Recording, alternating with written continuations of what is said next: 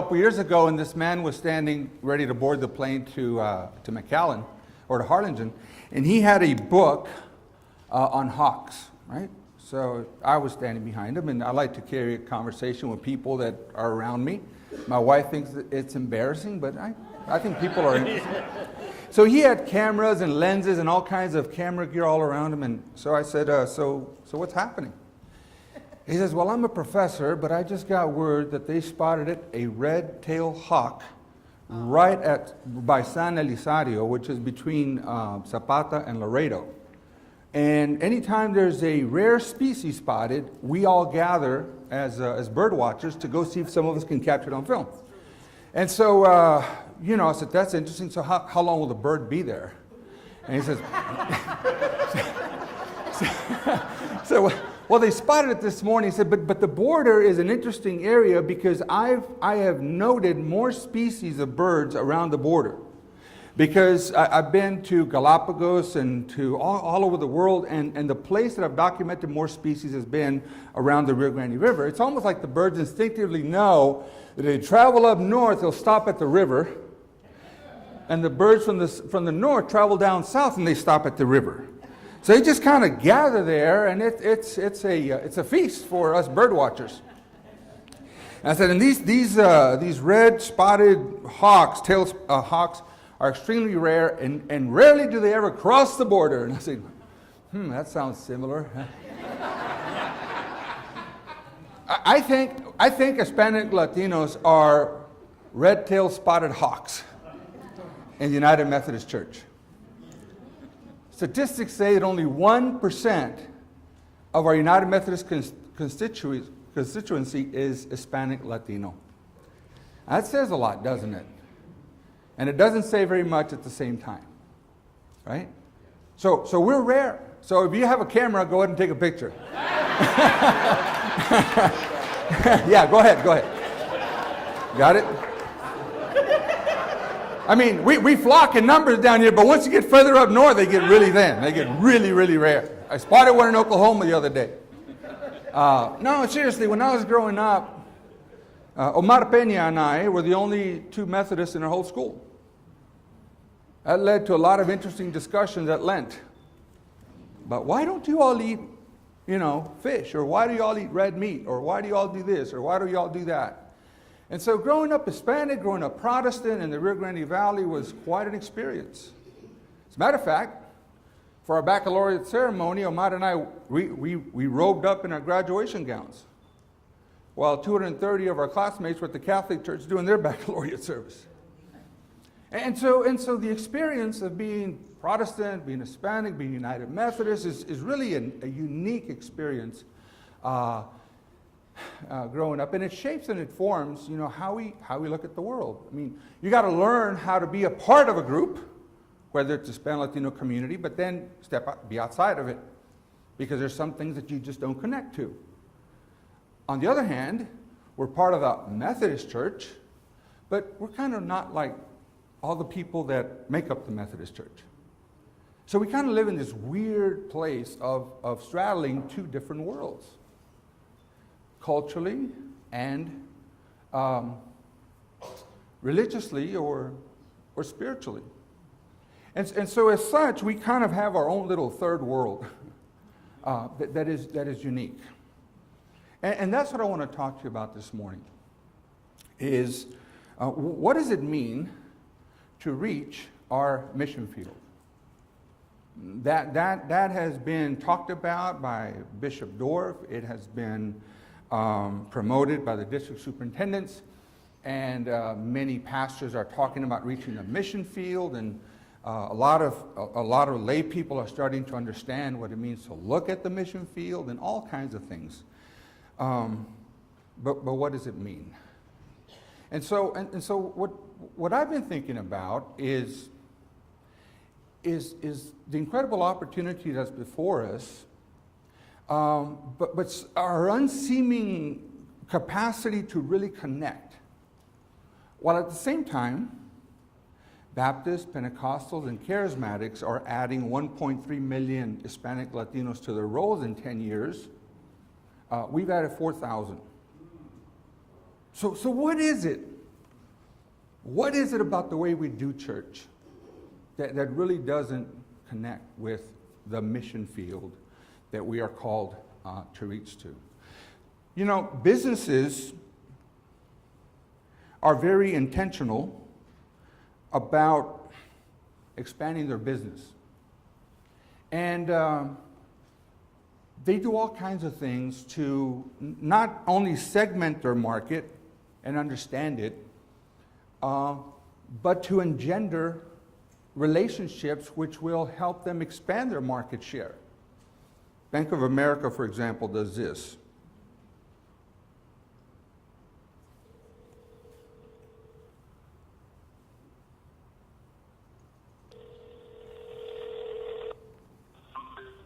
Welcome to Bank of America. Please say or enter the last 4 digits of your ATM debit card.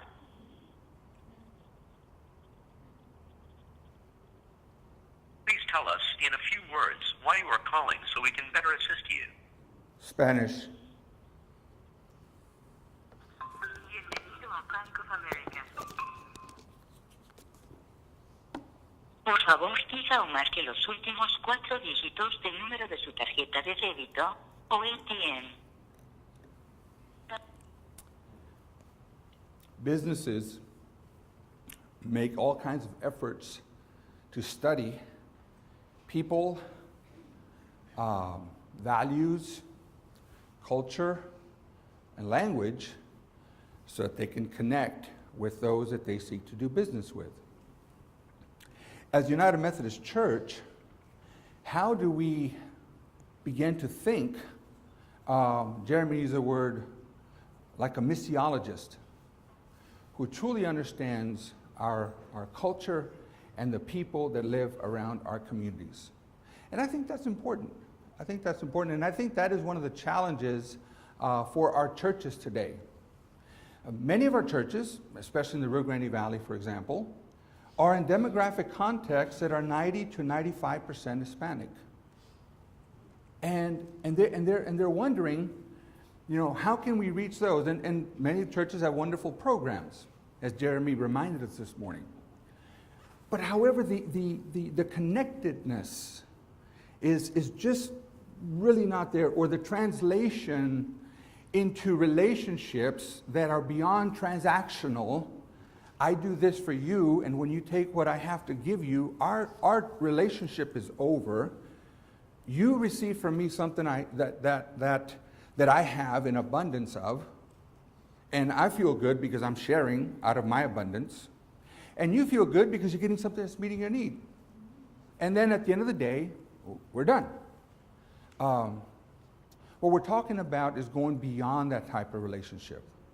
Relationship that turns into a friendship, and that turns into opportunities to care for each other, to see each other, to know each other, and to eventually start having a faith conversation with each other. That can lead to discipleship, that can lead to a relationship with Christ, that can lead to the transformation of the person, the family, and the community in which we live in. So, what I want to do today, this morning, in the short hour that we have, is to shed light on the importance of the growing Hispanic Latinos community, economic, political, and spiritual power. You know that by 2015, the Hispanic Latino community will generate $1.5 trillion in business. Now, take that and contrast it to the rhetoric that we hear about those people. And we'll talk more about that in a little bit. Secondly, I want to talk about the tensions that widen the gap between the United Methodist Church and the Hispanic Latino community. Or should I say, the way we express our faith and the way we do church.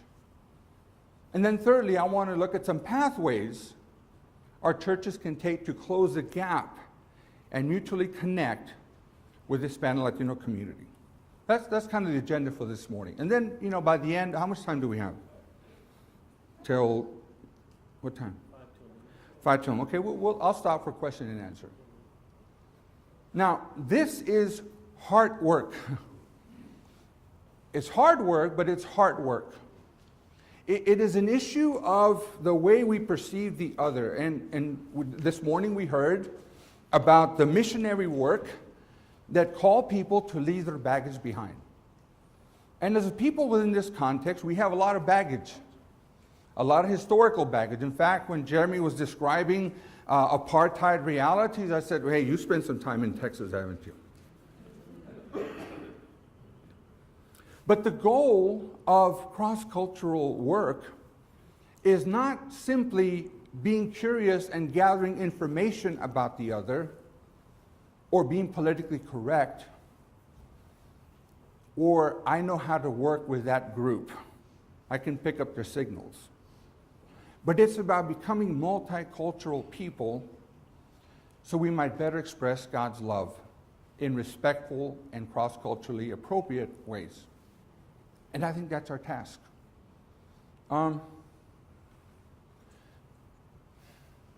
Our jurisdictional conference has a unique history. And now that we're unifying, you know, many people think, well, they're joining us, right? They're going to be part of us. I think we're journeying together because each one of us has knowledge and intelligence about the mission field that can help inform our brother or sister or churches on how to do work in their context, and vice versa. And historically, we have dichotomized our work. Rio Grande Conference, y'all, this is your mission field, you reach those people. Southwood, Texas, this is your mission field, you reach those people. And I've heard it that if somebody started work with Hispanics, it was like, what are you doing messing around in our backyard? These are our people. And the fear was, man, if they're successful at it, then our people will go with them. And we need to keep our people here. And so we've really kind of undermined our missional work for hundreds of years, and more particularly, I would say from 39 to 2009, 74, 75 years. But God's doing a new work. Now, other parts of the country are dealing a lot with first-generation immigrants. That's not our issue here in Texas. Get some water.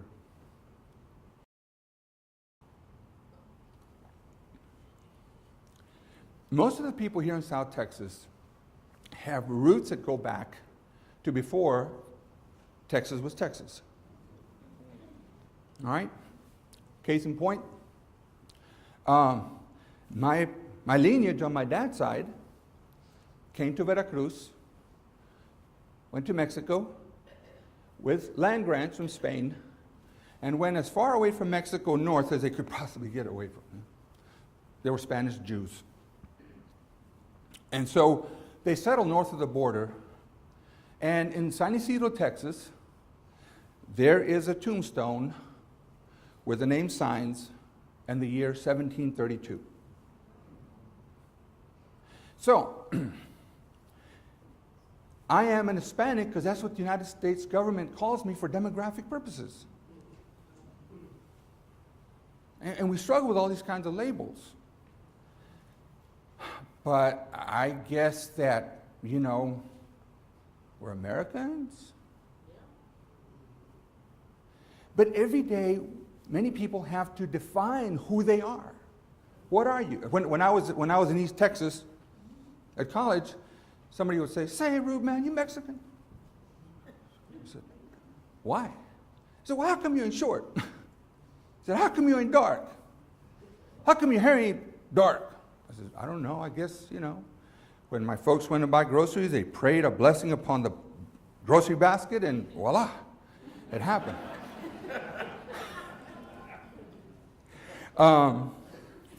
Yeah, but nevertheless, you know, people have to live life explaining who you are.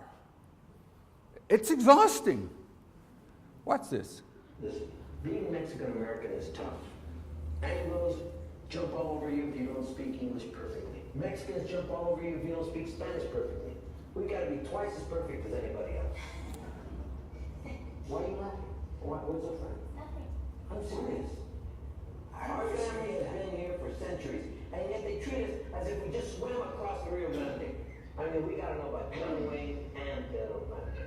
We gotta know about Frank Sinatra and Agustin Lara. We gotta know about Oprah and Christina. And the food is too bland, and yet when we go to Mexico, we get the runs. Now that to me is they're organized on the other side of the ocean. Ours is right next door, right over there. And we gotta prove to the Mexicans how Mexican we are, and we gotta prove to the Americans how American we are. We gotta be more Mexican than the Mexicans, and more American than the Americans, both at the same time. It's exhausting. Man, nobody knows how tough it is to be a Mexican American. Yeah. And I guess the point is, you know, that we really can't bundle people, you know? We have the tendency of categorizing stuff. We like to organize our stuff, you know, the red socks, blue socks, yellow socks, blue shirts, white shirts, dress pants. That way we can organize our world and we know where everything is. And as Hispanic Latinos, we always try to get bundled into this monolithic group of people. And the furthest thing could be true. I was in Oklahoma just this past week. In fact, I met with Jeremy on Tuesday. We had a conversation at the Oklahoma Conference Center. And I met with somebody who was from Puerto Rico. I met with somebody who's from Mexico. I met with somebody who was from Chihuahua. And all over the community, there's people from Salvador and from Ecuador, from Argentina, from Brazil. And every one of them has a different political experience, has a different economic experience, has a different social reality, and we're very different. And especially when you compare that to the Tejano experience, it's just like, it's like different people from different parts of the world. And all of them relate to the dominant community with different levels of distance. Argentinians are Europeans, so you know they kind of going to manage a peer-to-peer relationship. You know, other countries like Central America or Mexico, there's a greater power distance because of historical reasoning, and so some people feel more comfortable than others, and I'll talk a little bit more about that in a little bit. But nevertheless, it's just a unique set of individuals, and I think when we do this work, you got to find out who's in the neighborhood. Now here in the U.S., the experience is mostly several generation, third, fourth, fifth generation Hispanic Latino. Once you get up north, you might have more Guatemalan, you might have more Dominican, you might have more Brazilian, you might have more people from San Salvador, and all kinds of issues. And the question that we have to ask ourselves is why do these people come here? What's pushing them up here, right? You know, and we have to understand that there are several push and pull things that are happening simultaneously. I was in Dodge City, Kansas. You know Matt Dillon and Kitty and Festus and all those people? It's 70% Hispanic. Yeah, and this is what's happening. Dodge City has got 2 meatpacking plants. And each one hires 3,500 to 4,000 people. Most of the people are from Guatemala, because those are the hard workers. Anyway, they're from Guatemala, and their meatpacking plants process 14,000 head of cattle every day. Every day. Now, all of the ranchers need help with the cattle rustling. So the people that work on the ranches and fix the fence posts and feed the cattle and, you know, put the cattle in the stalls and put them in the trailers to take them are from across. Now, here's the deal. It's very complicated. These people have children. And because they don't have a lot of money, they have to rent and lease property to live. They don't own land. The people who do business and the ranchers are the landowners and the housing owners. So they live and work and lease in Dodge. So the school system is 95% Hispanic. Okay? The elementary grade. And it needs repair. A lot of repair. So we need to pass a bond issue to fix the schools. They can have proper air conditioning and roofs and all stuff. Well, when a bond issue is passed, who pays for it? The property owners. And the bond issues failed twice because we don't have children in elementary schools, so why should we pay taxes? You see the situation? At the same time, laws are being legislated that make it difficult for people to stay in Oklahoma. In fact, people want the migration populations to go to some other state to keep the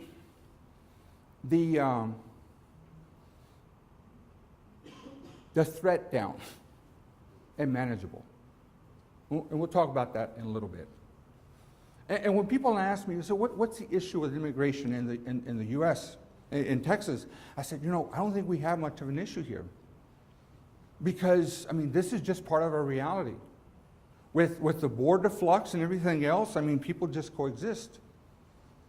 But when you get outside of Texas and you move north of the tree line, it becomes a larger and larger issue.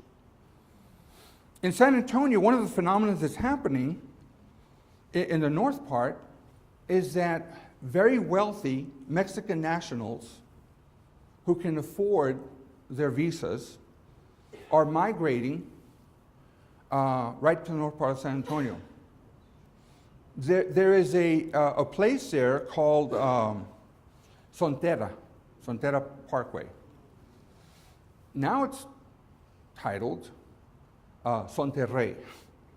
People from Monterrey are moving in. And when I hear the language at HEB, it's not the Tex-Mex language, it's DF, Distrito Federal. And they have money and power. And they have the ability to purchase, which makes them acceptable and desirable and even wanted. And so a lot of people, Kent Miller said that immigrants feel displaced because they're not in their homeland. And so when they come to a new homeland, they're disoriented. And so they yearn for what they've left behind. And in the meantime, their children are adapting to the new reality. But there's a sense of loss. And there's a sense of uncertainty of knowing what's ahead. And I told Craig, I said, Craig, there's people that have been standing in place for 20, 30, 40, 50, 60 years, and they're just as disoriented as a newly arrived immigrant. Because the whole world underneath their feet has shifted. And there's a strong sense of lament for what used to be. And there's a lot of apprehension about what is coming. Now, a lot of our context for ministry north of us, I'm talking about in other states, experience transitioning realities in pockets, urban centers, maybe a southern part or whatever. They experience transition, and then people either do several things. They move out, or they hold on as long as they possibly can, or they move ministry to 3/4 time, half time, 1/4 time, 2-point, 3-point, 4-point, 5-point charges.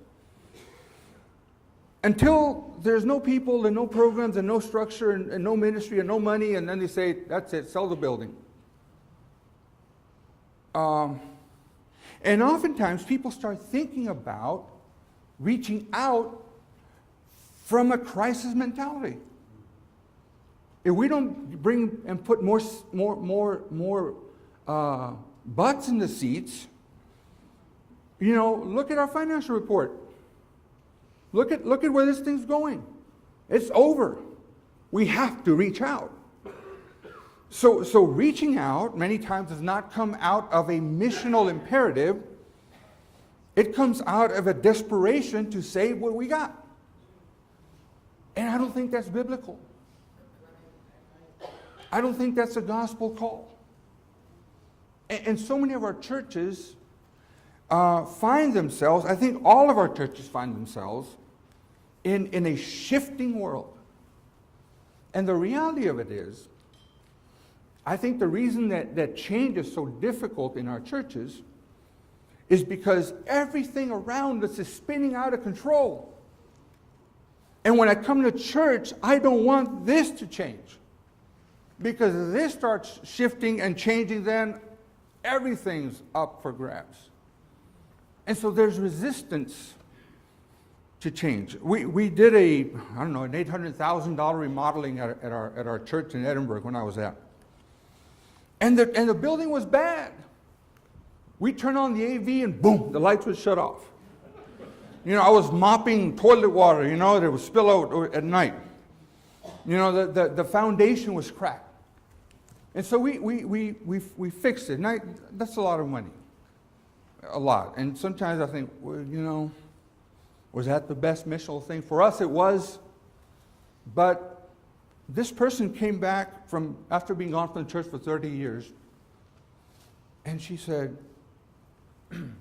this is so sad. She said, I remember the church the way it used to be. I said, would you like a mop so you can clean up the toilet water?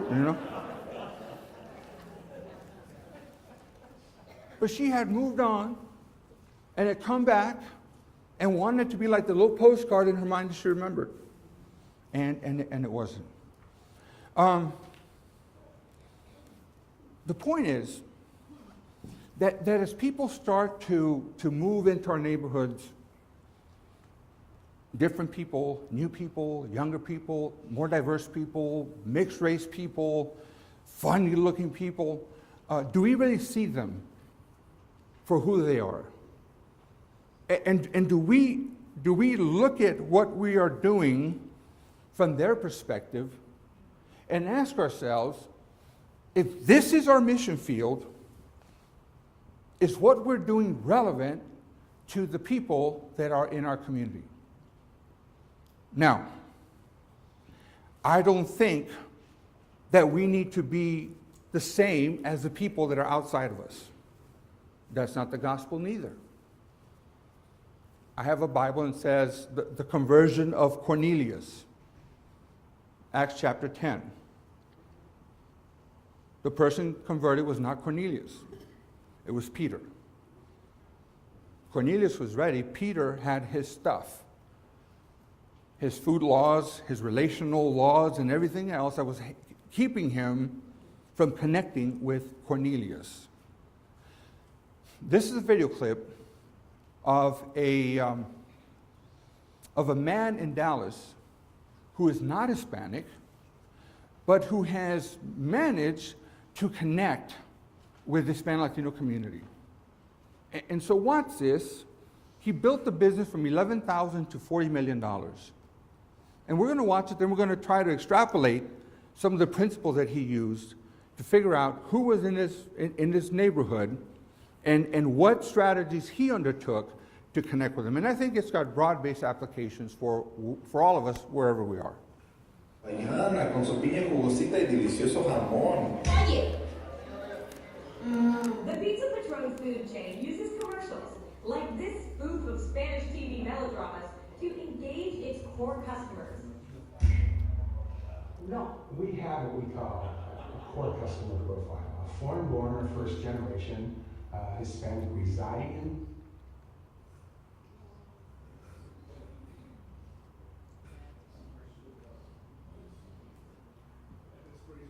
It's freezing. All right, we'll move on.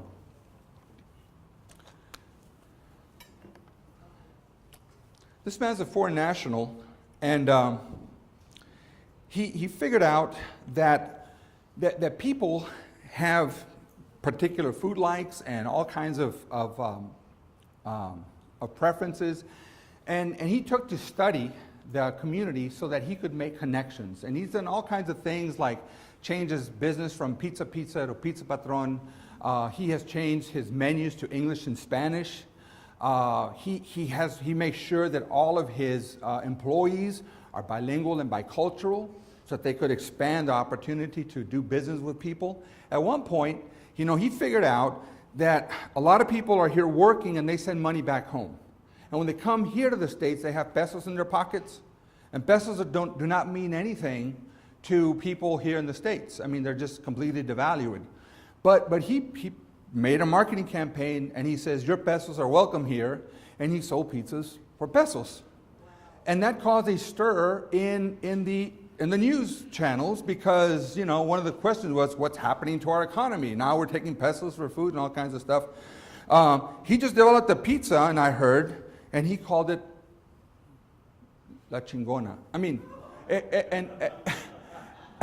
and he's selling that stuff like crazy because he knows the people that he's trying to connect with. And what he's saying is, I see you, I understand you, I know you, I want to be engaged with you, I want to be in relationship with you, and I desire your business.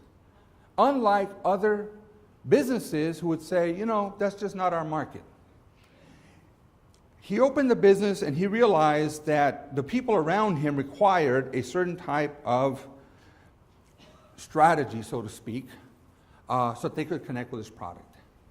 And he gives opportunities to people, the business is growing, and it's really a case study on what it means to be missional, what it means to understand the people in your environment.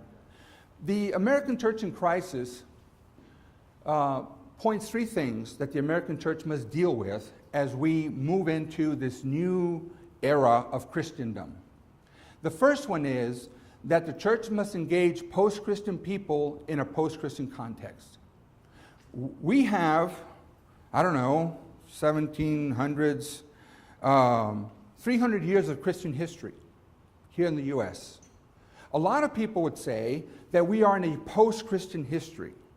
Every day, more and more people are raised without any type of faith formation. Every day, more and more people walk away from traditional church. Statistics say that within the next 10 years, half of the 20% of people that attend worship regularly will attend still, which is about 10%, which means that 90% of the people will not.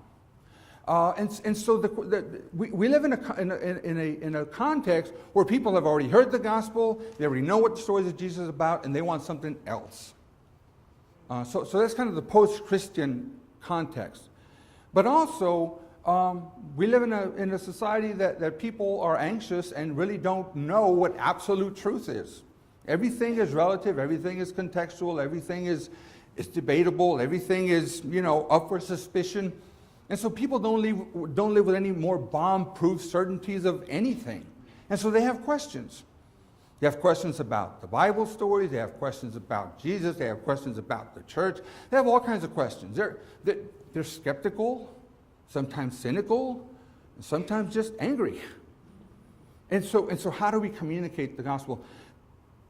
But I think one of the crises that we most have to deal with is how do we move a church that is mono-ethnic, homogeneous, into becoming a multi-ethnic church, where people that walk into a church can see a reflection of who they are and feel like, oh, there's somebody like me here. When we start churches, one of the things I tell the planting team, someone mentioned planting, is start the church with as many people that are different than you as possible. So that when people come to your Bible studies or to your worship, they're seeing a reflection of themselves in the community from the beginning. And it's easy to say, but it's hard to do. Most of us have kids, or grown-ups, or some of us don't, but we have grandkids or nephews or nieces or somebody. Their world is very different than our world. My son went to prom last week, and he took a picture of all of his friends, and that was a diverse group of people. Very diverse. And they were having a blast. And they were relating with each other and joking with each other. And they have issues with the other. It's because I've implanted those ideas into his mind. He learns how to be suspicious of the other because of the things that I, as a parent, teach and inculcate into him. We do that to the generations. And so with our own words, we bring about our own death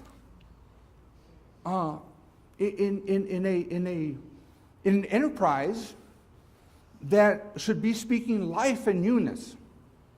But we teach people how to fear.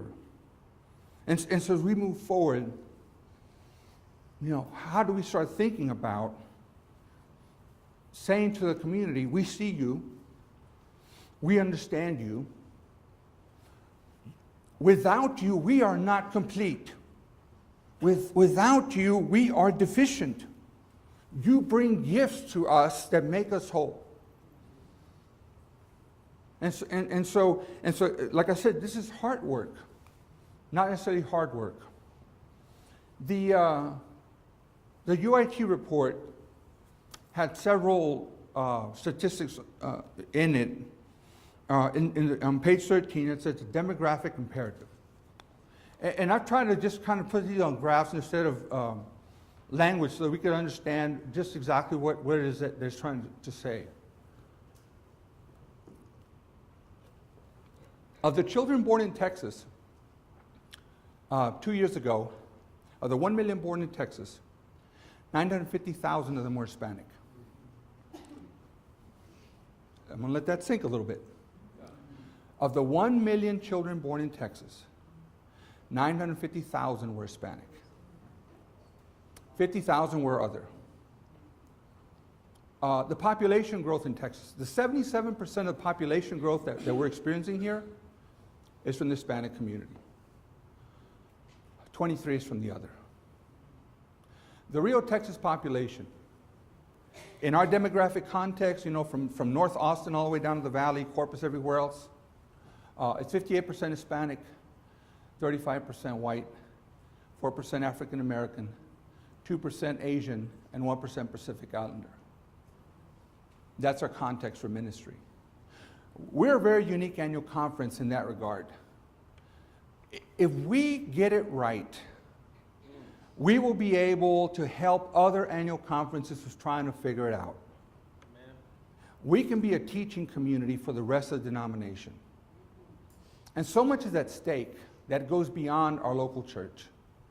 And then in the Rio, Texas professing members, according to GCFA statistics, there's 102,469 professing members who would be classified as white or Anglo. And there are 18,368 professing members who are Hispanic. 12,500 from the Rio Grande Conference, and the other 5,500 are from the Southwest Texas Conference. And then there's 4,330 African American constituents in our now unified Rio, Texas Conference, and then the rest are Asian and Pacific Islanders. That's our demographic. That's who we are. This is our collective mission field. This is our Samaria. This is our ends of the earth. This is our, I'd rather stay in Jerusalem than walk out there to the ends of the earth kind of place that we're in. So, I think, now, does that mean that we're not going to reach all peoples? No, and let me just make one thing clear. I'm not waving the flag for Hispanic ministry. I'm not interested in that. If this were an African American context, we'd say, what are we doing to reach our African American brothers? Which, by the way, we're not doing a good job of at either. Or a Filipino community, or our Korean community, or whatever. Or our mixed race community, or our other community. Bishop Dorff, we were at cabinet the other day, and he says, we've lost 1,750 people since last year. And yet Texas is exploding with people. We have 4 of the fastest growing areas in the United States. In Austin, San Antonio, Corpus. Corpus is going to be exploding because of the Eagle Ford shale export production. $60 billion are going to be coming into Corpus, all kinds of jobs. And then, of course, the Rio Grande Valley. And Laredo. Laredo is off the charts. But we got places that are just exploding with people.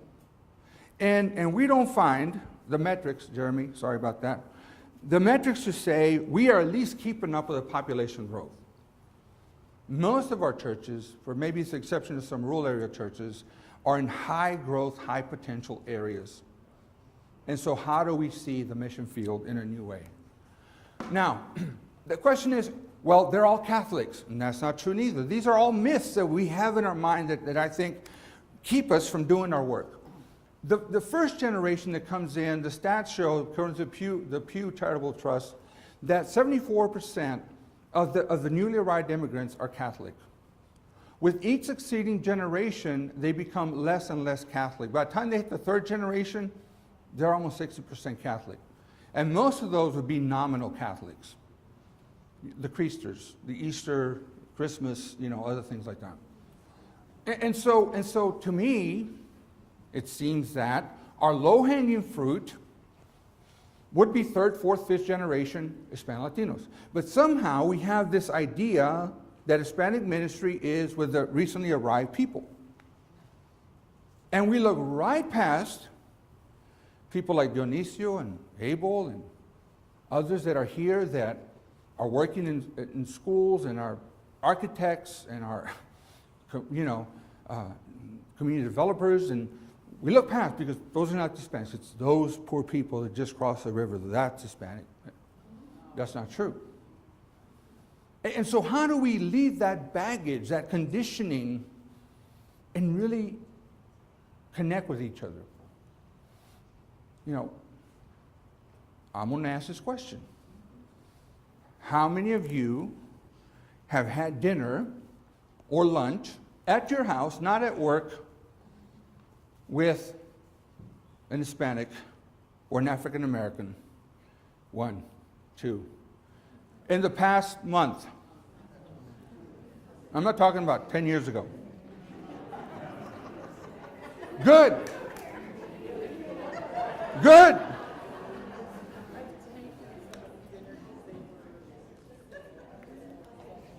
Like, come on over to the house, we're having a barbecue. Or you know what, let's hang out, we're going to go and watch the kids play. Come on over with us, let's socialize together. We transact socially within the 8 to 5 hours, but then after that we kind of navigate within our own sphere of relationships. And so what Jeremy was talking about is how do we relate with people after 5 o'clock in the afternoon and on the weekends. That's not necessarily activity-driven where we have to be there because our kids are participating in some sport, but it's just social. Let's go fishing. Let's go hunting. Let's go and have dinner or invite you over to come to the house. That's where we're at here. Now, some of the reasons that Hispanics are leaving the Catholic Church, and I'm just going to go with this really quick, but there's a historical legacy of conquest. When the Spaniards came to the New World, there was already a civilization that was present. And so they brought with them the authority of Spain plus religion. And that was, there's a book by Ricard who says that Mexico was spiritually conquered, not necessarily militarily conquered, spiritually conquered. And so this religion was imposed upon the natives. And in order to survive, they had to comply with the new religion in the country. But many of them did that tacitly while they still managed to have their own ritual and popular piety disconnected from the church. So there's never been this authentic, we're Catholic. It's been kind of like, yes, we are, but this too. And so the historical conquest of legacy has kind of helped people connect, but at the same time be suspicious of the church. Many people perceive Protestantism as a pathway to a more prosperous life. You know, the health and wealth and prosperity gospels, you get into the hood, you're going to hear that kind of language. Why? Because people want to get out of the hood. You know, if you live right, if you do the right things, if you know, God will bless you and you'll get out of here and you'll be educated and you'll be you know, mainstream and you'll be middle class, and people need to hear a gospel like that. And you know, I think as we cannot disparage that kind of message because people don't hear that. You're not going to amount to much. You're going to be in prison. You're going to die by the time you're 18. And so to hear a word of saying you can make it out of this place is very empowering. And so even as we send people out into the mission field, we have to understand that different contexts have a different message that speaks to that context. And those of us that are comfortable in life and have our work and our pensions and our Social Security and our insurances and everything else, we go into the thing and we don't even talk about what it means to, you know, to live a quality of life because we already have it. And so we just assume that, you know, they don't need to hear it. But they do. Inaccessibility to the spiritual help from a priest. Some priests have 3,000 to 1, 4,000 to 1, 5,000, 6,000 to 1. And so when people need spiritual help, they can't access it. That's why spiritual help and prayer, can I pray for you? Relationships, connecting with a pastor is very important to a people that feel disconnected from the spiritual person, that does the work of spirituality while I'm in crisis or I'm in help, and who do I go to? And this is, I think, where a lot of churches have filled that niche and have helped connect people with God through relationships and presence and also with prayer. Uninspiring homilies on Sunday. So those of you that work on sermons, it's tough. You know, you got to do a funeral, you got to prepare that funeral sermon, you got to prepare the Bible, so you got to prepare that Sunday morning service, 4, 5, 6, 7, 8 hours. When you're doing masses every day, when you are visiting with people and running the business, you don't have the time to set aside to spend 10 hours in a sermon. You give a thought. Because in the Catholic Church, the pinnacle is the Eucharist. That's where it culminates. In our church, the pinnacle is the proclamation of the Word. So when people want to hear the Word, they go here to hear the Word of God from the Bible. Not some thoughts about God, the Word of God. And so people are hungry for that. Also, the church stands towards divorced and remarried Catholics. Many people are disenfranchised because they've been divorced and they have now been alienated from the sacrament. And so that's a spiritual connection, but now they can't access it. So our doctrine of the open communion table is very welcoming to people that have a spiritual thirst and hunger for connecting with God sacramentally. Baptism is also another very important way to connect with people. You see, this is what I'll say. We do programming for the people. What the people need is a spiritual connection. And we think that we're going to offend people if we talk about spiritual things. They're thinking, I'm at your church, why don't you talk to me about spiritual things? I'm not at the Goodwill, or I'm not at social, I'm at your church. And so there's a disconnect in how we understand that language. Church scandals. Enough said. Now, here's another truth. Errol Shore says, all Latinos are metaphysicians. He says, there's no other historical, cultural, economic, or racial difference so clearly separates them from the worldly Anglos or North America. That means that ultimate reality is not what you can only perceive with your 5 senses. There's a spiritual power out there somewhere. And this spiritual power has the ability to wreak havoc and to cause chaos and violence and everything else. It's not a social issue that we can just get the social structures right. We're going to have a great world. It's like, no. There's a force unseen and invisible that is operative. And so, no business like British philosophies or pragmatic Yankee, this is Earl Shore saying, or grumpy German upstart notions divert the Latino mind from the contemplation of unseen yet obvious forces. And so I think one of the things that really doesn't help us connect is that we're speaking different spiritual languages. We are. I had a Vietnam vet who said to me, Pastor, when I'm at home, I see like a little dark shadow just run across. And, can you go bless my home? Now, if I use my theological training, I would say, well, maybe you are struggling from PTSD. Have you taken your meds? Or when you go see a psychologist, he might be able to help you with your delusion, right? But I said, brother, let's go to your house. Let's go bless your house. Let's go pray for your house. Okay? If I would have said that to him, he would have said, you're a fake and a fraud. You don't get it, do you? So I went. And we had prayer. And I think that the United Methodist Book of Worship has prayers for the home. And so I, ad-libbed a little bit. But we anointed that house and we prayed for it and we blessed it and we said, this you're good. I said, thank you, I feel so much better. Later he said, you know what? The things are gone. Great. All right, keep on coming to church. So, how do we understand that spiritual language? That is there, it's different, it's informed. It gets less and less as people become more secular, more educated, more Western-minded. It becomes less, but it's always latent and it's always residual. And so how do you appreciate that and acknowledge it and understand that? 10 minutes. Why is it that people stay away? I go back to this experience of conquest. Whenever a group of people is colonized, their life ways, their practices, their culture, and everything else gets dismissed. And so now this new order is placed upon them.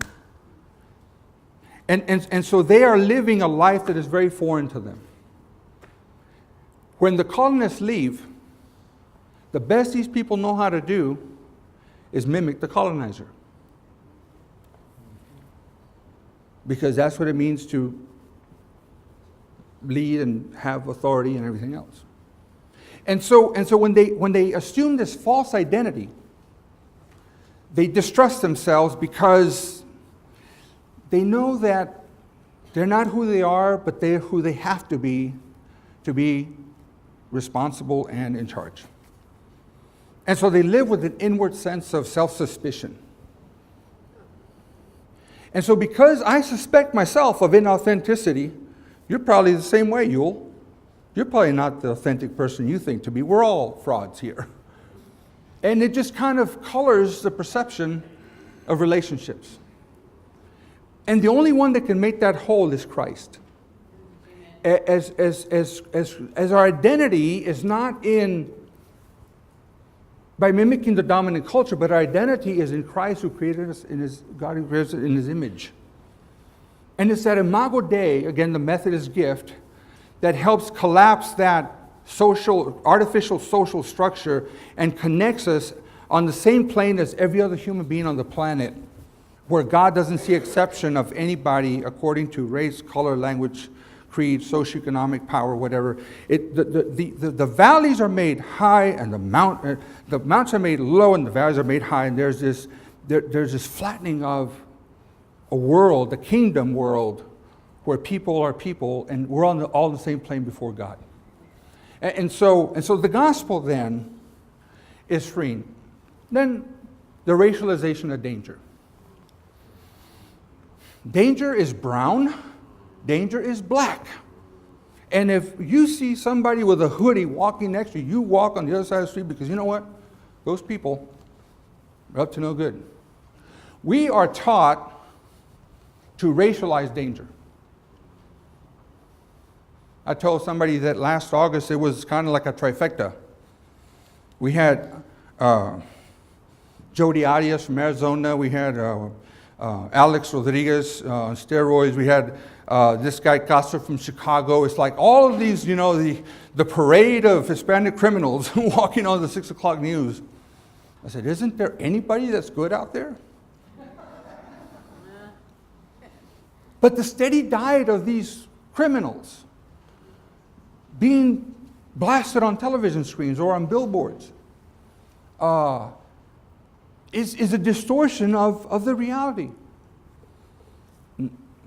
So somehow that is scary, but somebody who topples the housing industry and causes loss of property and dreams and hopes for millions of people, that's not that bad.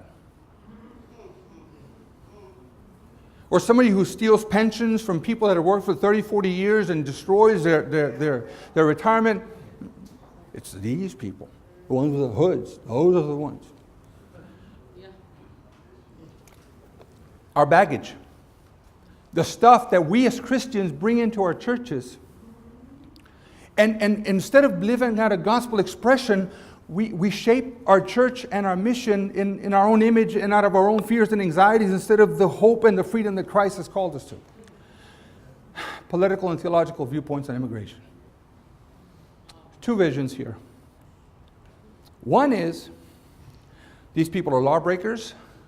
We can't help them because if we help them, we're aiding and abetting criminals.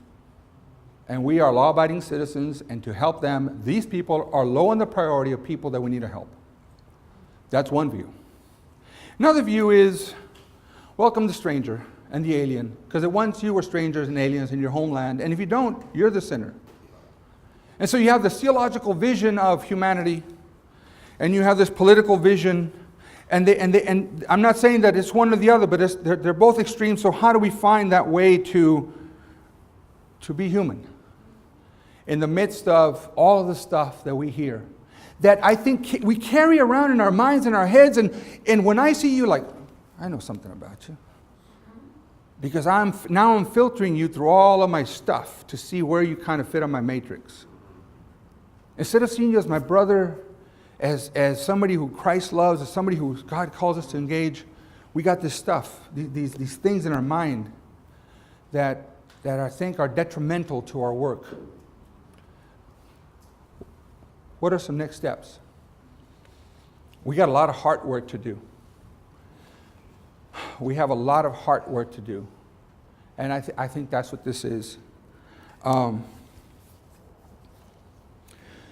We have an opportunity to be the church, to help others be the church, to try new things, to bring healing to a historical context that has been shaped by history, oftentimes bad history. And I think as a church, we should be out in front of this instead of behind it. Somebody asked a Jewish rabbi, "Rabbi, when does light break?" And he says, "I don't know, you tell me." He said, "Well, is it the first glimmer of light in the horizon?" He says, "No, it's not there." So when does light break? You tell me. Is it when I can distinguish the objects, you know, in the landscape and in the foreground and start seeing their shapes and notice their colors? No. Is it when the sun is way up there? He says, no. So when does light break? So when you can look into the eyes and the soul of your brother, of the other, and call them your brother or your sister, then the light has truly dawned. We're starting to see a whole new people, a whole new mission field. And we're afraid. We're worried. We're anxious. We don't know. But we do know that God is with us. And that God is calling us to be the church where we're at. This is not easy work. This is hard work. And God will pour out His love into our hearts so that we can demonstrate God's love into other people's lives and other people's contexts, so that they can understand and take hold of the abundant life that God has made possible for us through Christ our Lord, as we remember that during this time of Lent. God bless you all, and thank you for being here.